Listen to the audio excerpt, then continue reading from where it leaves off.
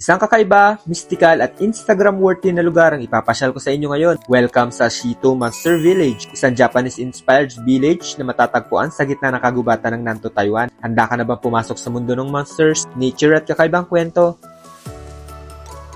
Pagkapasok mo pa lang sa Monster Village, parang bigla ka na nag-teleport sa isang Japanese town. Mapapansin mo agad ang torii gate, traditional lanterns at mga cute pero misteryosong monster statues. May halong fantasy at Japan vibe pero nasa Taiwan ka lang pala. Ang buong lugar ay nakapalibot sa Shito Nature Education Area. Kaya habang naglalakad ka, presko ang hangin, maraming puno at ramdam mo ang kapayapaan. Isa sa mga highlight dito ang mga monster theme shop. Halos lahat ng tindahan may kakaibang design. Yung iba, may malaking mukha sa bubong o may mascot na para bang nagbabantay sa tindahan. May mga souvenir shops na nagbebenta ng keychain, plush toys at t-shirts na may monsters na mukhang cute pero may halong creepy. Syempre, hindi ko pinalampas at bumili ako ng 2 ref magnet na mukha ng monsters. Dito ay merong shops na nag-o-offer ng kimono, isang traditional na kasuotan ng mga Japanese. Pwede ka mag-rent sa kanila, sila na din mismo magbibihis at mag-aayos sa'yo. At pwede mo to gamitin habang ine-explore ang buong lugar. Parang feel mo talaga na nasa Japan Village ka. Kung gutom ka naman, ang Monster Village ay may maraming mga kakaibang kainan. Meron din mga tindahan ng milk tea, Japanese street foods at local pastries. Pero ako,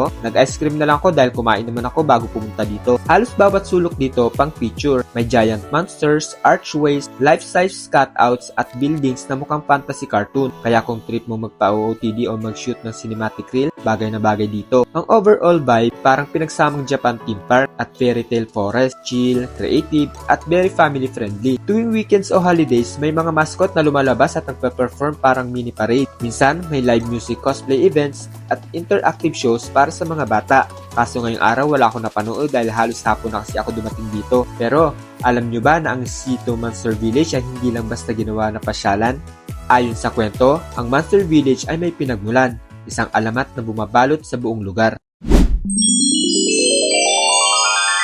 Noong panahon ng pananakop ng Hapon sa Taiwan, may isang Japanese monk o manggagamot na nagngangalang Kumachi. Isa siyang mapagkalinga at mapagkumbabang tao na tumira sa Shito at minahal siya ng mga lokal dahil sa kanyang kabutihan. Ngunit isang araw, kinakailangan bumalik si Kumachi sa Japan dahil sa isang personal na misyon. Iniwan niya ang kanyang matalik na kaibigan na si Tengu, isang nilalang na may malahayop na muka, pakpak at mahika. Sa kultura ng Japan, si Tengu ay isang protector spirit. Minsan, kinakatakutan pero kadalasan ay tagapagtanggol. Nang hindi na bumalik si Kumachi, si Tengu ay hindi na lumisan sa kagubatan. Araw-araw siya nag-aabang. Lumipas ang maraming taon, ngunit nanatili siyang tapat sa kaibigan. At sa kanyang pag-iisa, naging inspirasyon siya sa alamat ng Shito Monster Village. At sa paglipas ng panahon, itinayo ng mga tao ang Monster Village bilang parangal kay Kumachi at Tengu. Isang paalala ng pagkakaibigan, pagkakatapat at kwento ng pananatili sa kabila ng pagkalimot. Kaya kung mapapansin mo, maraming monster statues dito na hindi naman nakakatakot kasi hindi sila ginawa para takutin, kundi para pangalagaan ang alaala ng pagkakaibigan. Ang bawat tindahan, ang bawat signboard at mga mascot, lahat ay bahagi ng kwento. Sa Monster Village, hindi lang basta turista ang dumarating. Dito, ang bawat bisita ay saksi sa kwento ng isang nilalang na naniniwalang ang tunay na pagkakaibigan ay walang hanggan. Muli,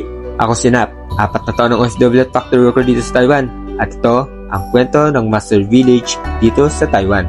Ingat!